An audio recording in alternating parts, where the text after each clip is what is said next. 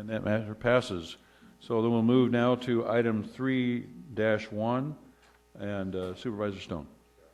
Thank you, Mr. Chair. Cal, can I borrow you for a second, please, sir? Could you put this on the Elmo for me?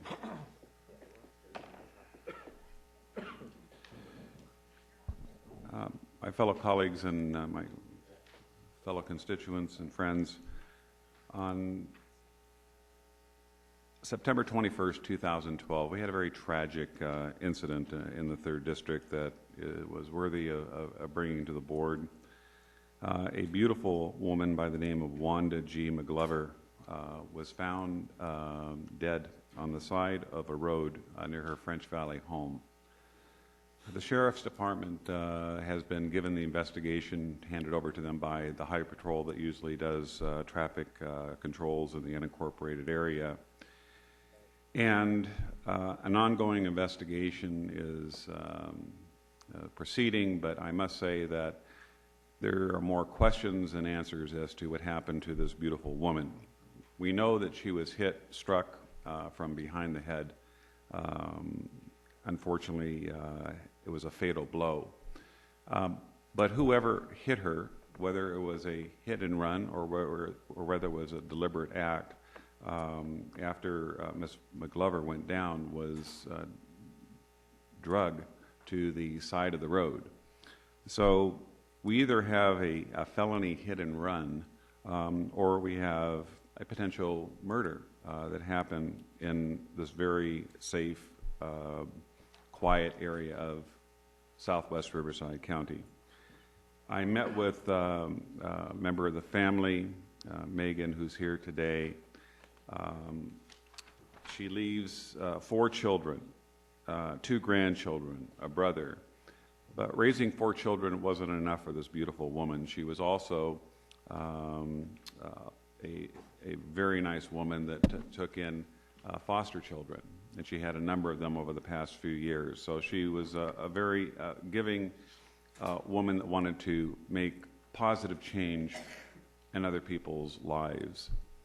It was very tragic because at the time that she was struck, she was actually talking to her daughter on the phone, and Megan heard a scream, and her mother didn't respond on the phone, and Megan knew that there was something terribly wrong and did the right thing and called 911.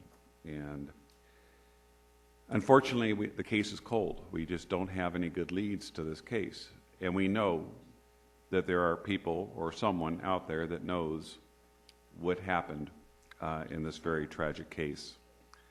And so in situations like this, we don't do it very often, but the Board of Supervisors will put up a reward that hopefully will lead to the conviction, prosecution of a person or persons that are responsible for this terrible crime that has just devastated this beautiful family. And so I put this on the agenda, and I hope that the media that is here today will take special notice of this reward, $50,000. The reward will be paid to one that brings information that leads to the successful prosecution and conviction of those that are responsible for this terrible crime. At this point in time, I'm happy to utilize my community improvement funds to pay for this reward, although if we do end up paying it, I hope that the executive office will find money to help supplant that, in that none of us in any district should condone that an event like this should happen in our county, and we need to stand united to hold those accountable for a crime such as this. So, Mr. Chairman, I know we have a speaker or two that would like to speak on this, and I appreciate the board's consideration, and I hope that the public will do the right thing. If you know who's responsible for this, or if you are responsible for this, we'd like you to come forward and deal with the issue in the courts. Thank you, Supervisor Stone. We have a speaker, Megan McGlover. if you would please come forward and identify yourself for the record and tell us of your relationship and our condolences. Good morning. My name is Megan McLover. Excuse me. I am Wanda McLover's youngest child. Mr. Chairman, Supervisors, thank you so much for this opportunity to speak with you this morning. Terrorism is no longer remembered and or only compared to 9/11. Terrorism is now 20 first graders riddled with bullets, leaving their parents and loved ones to anguish the questions of why my child. Terrorism is now a 13-person barricade in a Nordstrom's rack, one stabbed and one sexually assaulted. Terrorism is now a middle school, high school, or elementary shut down at least once a week because of guns or weapons or threats to our children. Terrorism is a security guard, a person who is said to protect and serve in his own capacity, shooting in the middle of a parking lot in the Fashion Island Mall because he was stressed out. Terrorism is a 68-year-old woman walking one of her foster children to his daily bus stops and beginning her exercise routine, only to meet with her untimely demise, a terrorist in French Valley. My mother, a pillar of the community, an educated business owner, mother of 4, Christian activist, and self-made, in my opinion and that of many, woman of great class and elegance, was brutally attacked and killed right here in French Valley, right here in Riverside County. A place where the homes are easily $500,000, where there are 33 schools in the Temecula Valley Unified School District, over 24,000 persons within a 10-mile radius, and close to 5,000 children, where homeowners live here in French Valley, good tax-paying citizens who can now no longer walk in the park.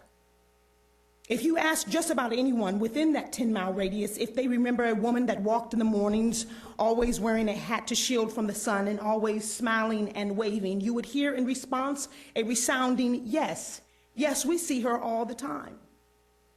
This woman, not just because she was my mother, who will not be in attendance at my wedding, or will not be at the birth of my first child, not just because she was a foster mother who helped special needs children, not just because she was a magical musician on the piano and a creative genius designer and playwright, not just because she was an activist for women's rights, not even just because she was an educated community monument, but because it could have been your mother, your sister, and your child. Because if this person or persons are not found, we will continue to look over our shoulders and have nightmares of our walks in the park. I am asking that other supervisors in other districts, the chairman of the board, extend all their resources and lend support to Captain O'Hara and the Riverside County Sheriff's Central Homicide Team, that you also lend your support to Supervisor Jeff Stone, who has put up this wonderful $50,000 reward for information leading to the conviction of said person and persons. I am begging and pleading with the community at large to please come forward with any and all information that you have concerning this fateful day, September 21st, 2012, around 8:30 in the morning.